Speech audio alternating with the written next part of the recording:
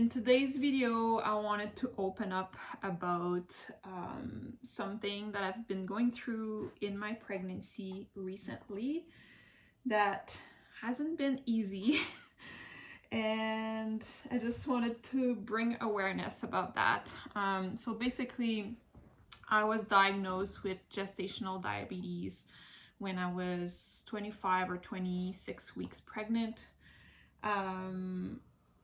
It came as such a surprise to me because, you know, I've always pictured myself as a healthy person. I mostly eat homemade food. I mean, my diet is not perfect, but you know what I mean? Like, I don't eat in restaurants, and I don't eat a lot of sweets and all of that. So it kind of hit me hard. I did the test as suggested by my doctor, I think at 25 weeks. It's a glucose test at the hospital where you drink this very disgusting drink and then they look at how your blood sugar responds. And I got a call on the Friday night that week after I tested. And my doctor was like, yeah, actually, you do have gestational diabetes. And I was like, really?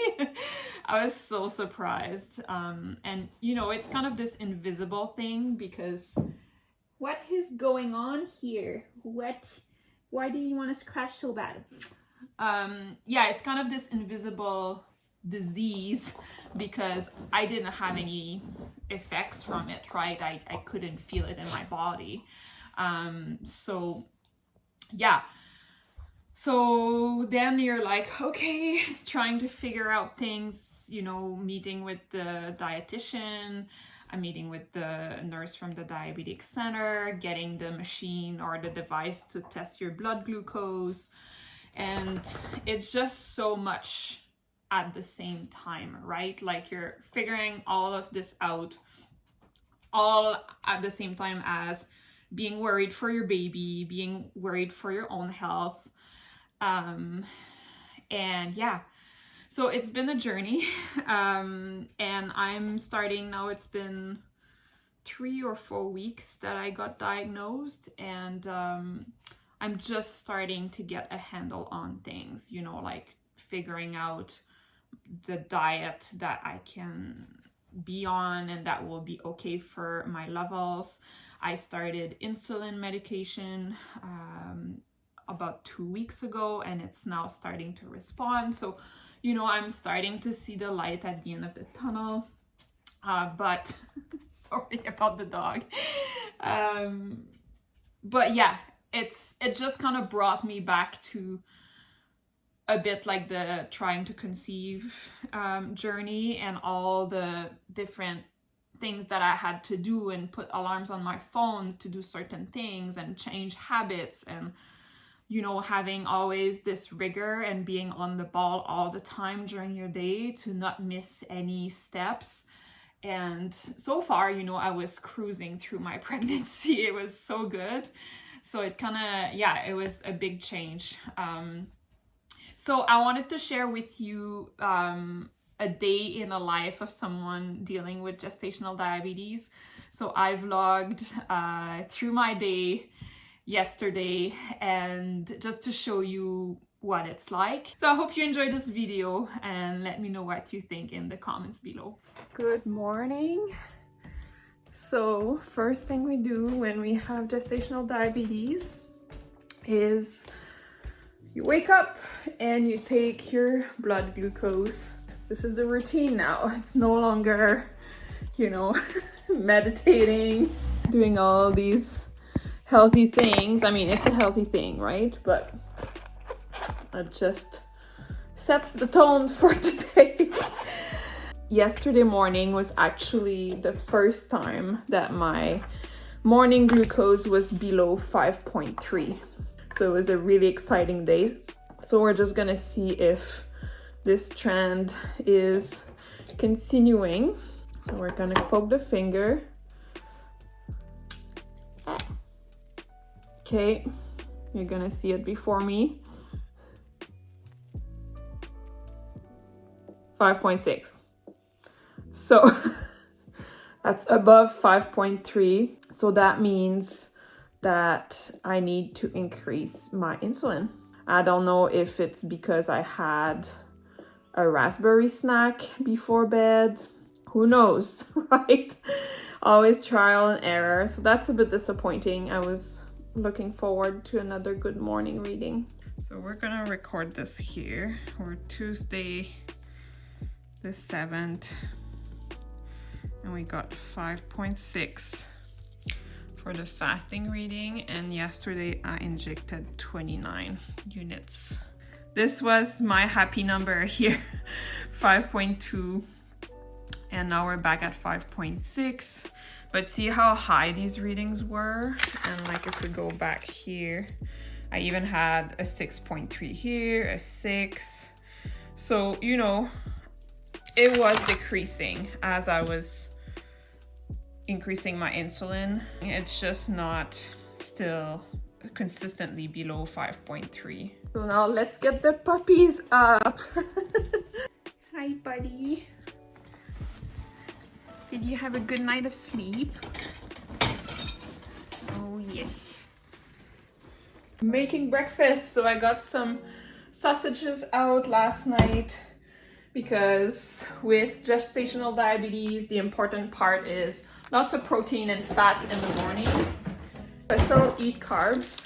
I have this bread called the Carbonut that has changed my life, literally. See, there's only 8 grams of carbs and 6 grams of fiber, 6 grams of protein per slice. So that means you can subtract the fiber, so 8 minus 6 is 2 grams of carbs. If we compare to this bread here, which is a pumpernickel bread, you get 28 grams minus 2, so that would be 26 for 2 slices. So divided by 2, that would be 13. So you got 13 versus 2 with the Carbonuts. So we're gonna have sausages with 2 slices of Carbonut bread, and I have my homemade croûton here. So croûton is this thing from Quebec where I'm from. It's like a pork spread that I make. You put that on your toast in the morning and it is so amazing. And I even put a little bit of yellow mustard. I'm a bit crazy. So yeah, these will be my protein with the sausages. You get obsessed with reading nutritional fact labels when you have this. It's crazy. You know what? We might do a little yogurt on the side. So I use full fat Greek yogurt. According to Lily Nichols, who is my Bible for anything gestational diabetes related. So this is her book here. You need to read this if you have gestational diabetes. It's so good. Anyway, she says that Greek yogurt has less carbs than normal yogurt. And the great thing is there's 14 grams of protein in 3/4 cup as well. Now, what am I having for lunch? Because this morning I'm working at the clinic. I'm gonna have this couscous here that I made yesterday with whole wheat couscous. It did, however, bring my blood sugar a little higher than I wanted yesterday night, and I think it's because I had a lot of it. But there are sunflower seeds in there, there's flax seeds, there's celery, and a lot of veggies. So I have for snacks some vegetables and French onion dip. The French onion dip is just 3 grams of carbohydrates for 2 tablespoons, and I eat less than 2 tablespoons, so I know this is gonna be fine. I got 3 hard-boiled eggs, and Lily Nichols recommends chocolate that is 78% dark or more. I might have like 2 squares or maybe 3 if I feel wild. I mean, I don't know if you've watched my second trimester vlog video about my morning routine in my second trimester. And you know, I was watching that and I was like, yeah, it's quite a bit different than my third trimester routine dealing with gestational diabetes. But what I was saying in that video was like, I've never liked sweet breakfast anyway. So I'm not starting from being someone, you know, eating jam on white bread every morning. So it's not that much of a change. I guess it's just the brain work that is associated with it. And now, see, I should look at what time I'm starting to eat. So it's 8:15. So in an hour, I will take my blood glucose. And you know what? In an hour, I'm going to be with a client. So I can't even poke myself. So I should have probably timed this to make sure that I was available to poke myself. But sometimes it just doesn't work like that, right? With all this excitement of filming my morning routine, I almost forgot the most important part, which is making coffee. I'm so thankful that this hasn't changed, you know, like within all the things that have changed. I'm gonna bike to work this morning just to get a bit of exercise, even though it's not that much because it's just 2 kilometers from my house, but hey, it's still better than sitting in a car.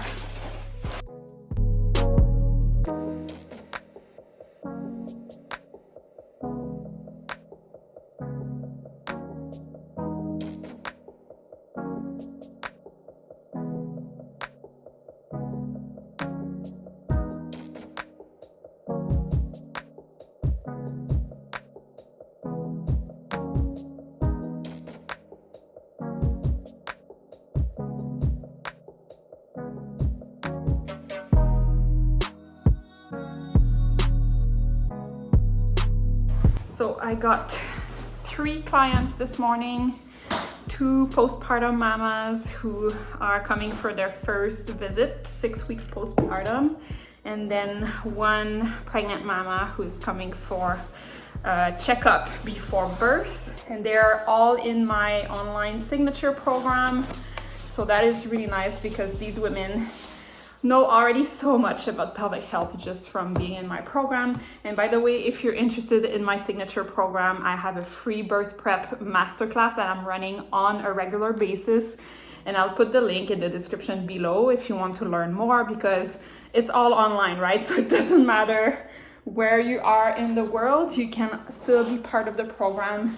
And it's really to help mamas feeling physically prepared for birth, and then give them some coaching and guidance postpartum to fully recover.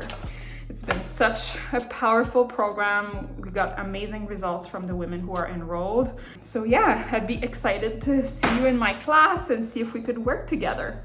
All right, so I'm just done with my first client. So I'm gonna fit this in. It's a little more than 2 hours after breakfast.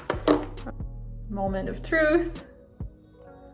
6.4, so 2 hours after a meal, I'm supposed to be below 6.7, so it's good. So I have a 15 minutes break in between clients, and I'm not feeling super hungry yet, but I know that my next one is an hour. I'd rather be preventative here and get a few celery sticks in.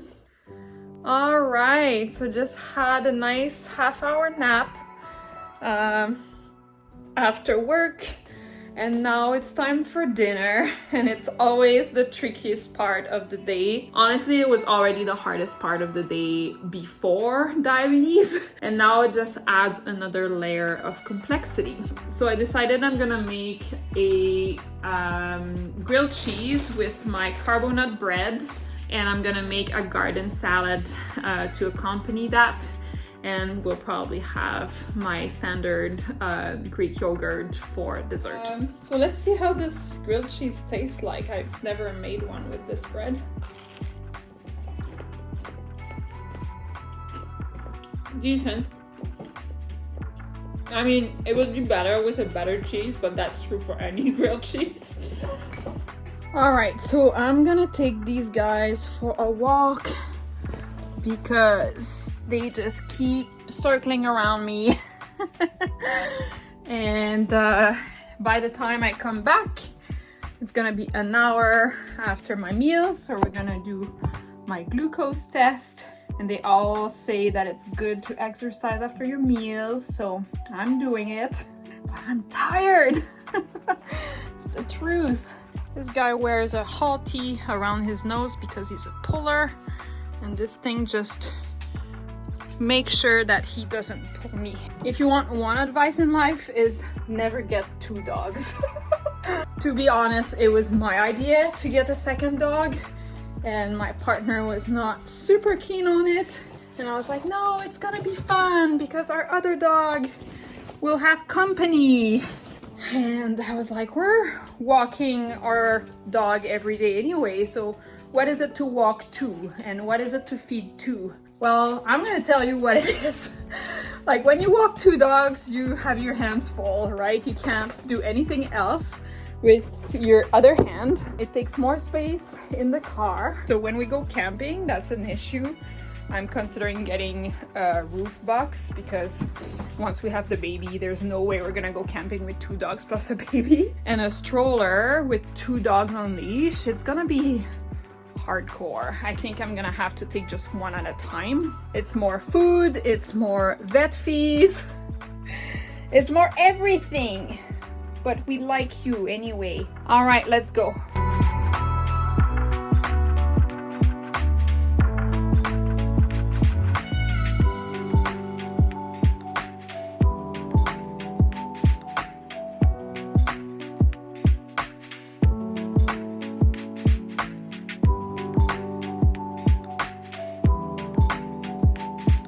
I'm really thankful that I can still walk. I'm 30 weeks pregnant now, and man oh man, have I seen women in my clinic who could barely walk at this stage. I'm really grateful. There's a little pond there and I heard them swimming in it, so that means they're gonna come home all 30.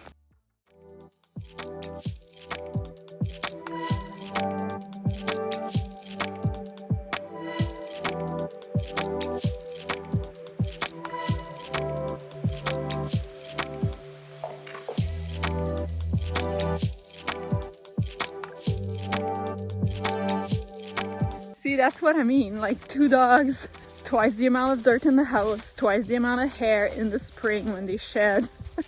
And you're like, whoa, we already have one, it's not much more work to have 2. Bad reasoning.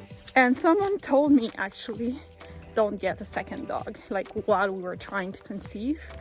I was warned. I didn't listen, and now I'm passing on the advice to you guys. And you probably won't listen either, and you'll think of me later and you'll be like, Sophie told me to not get a second dog. There we go, we're back home. Everyone's got their exercise. All right, so now the question is, what is my blood glucose like? I would be really surprised if it was high, because this bread, what was it, 2 grams of carbs per slice, so it'd be 4 grams, and then a salad basically have no carbs.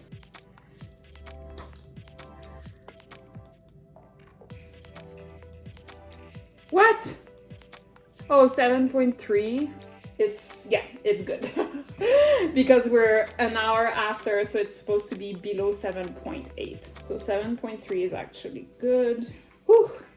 I'm still surprised though, because that was not a high carb meal, and it's still, you know, I was expecting around 6.8 maybe.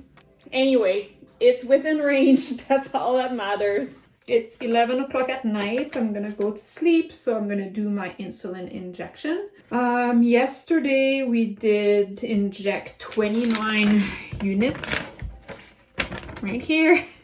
My morning reading was 5.6 and it's supposed to be below 5.3, so that tells me that it is still not enough. So I'm going to increase by 2 units. So we're gonna put a needle here. This is my insulin pen.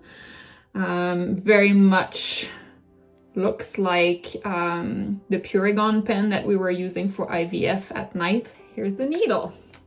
It's very small. I don't feel anything, honestly, when I inject. The poking of the glucometer actually hurts more than this. So I'm gonna just set it at 1 here and prime it. And you see that there's some medication that came out. So that means that now the syringe is filled with medication. So I'm ready to inject. So I'm gonna do 31 tonight. So 31. But it basically just make a little cushion here. I don't even feel that. And here it is. That's it. We're gonna wake up in the morning and test our morning fasting glucose and see how we did. And that's all we can do. So there you go. That was my day, or one day in my life of pregnant women dealing with gestational diabetes. Some days you are very frustrated, you don't understand your numbers. Some days you're like, yay, I'm doing great. It is a lot of things to think about at a time where you're already dealing with so many changes, right? Changes in your body, changes in your hormones, preparing for your life to do a 180 turn as new parents. If I can give you an advice, if you are, if you know someone who has gestational diabetes, maybe ask, how can I help? If this person is coming for dinner, asking what are the things that I can make to accompany the meal, or like little things like that. What kind of dessert can I make that you can eat? And those things make such a huge difference. Anyway, it has made a difference for me that my partner and his family and, my friends, they always ask, because it's really hard when you go to someone's place and they made something for dinner with a lot of carbs and you can't eat it all, and you just feel so apart. And I know, some people prefer just bringing their own thing and not bothering other people with their diet. But I know for me, it's really hard. You go to someone's place and there's like brownies for dessert or like something like that. Because all I want is to eat them. So I think it is a great gesture to just ask.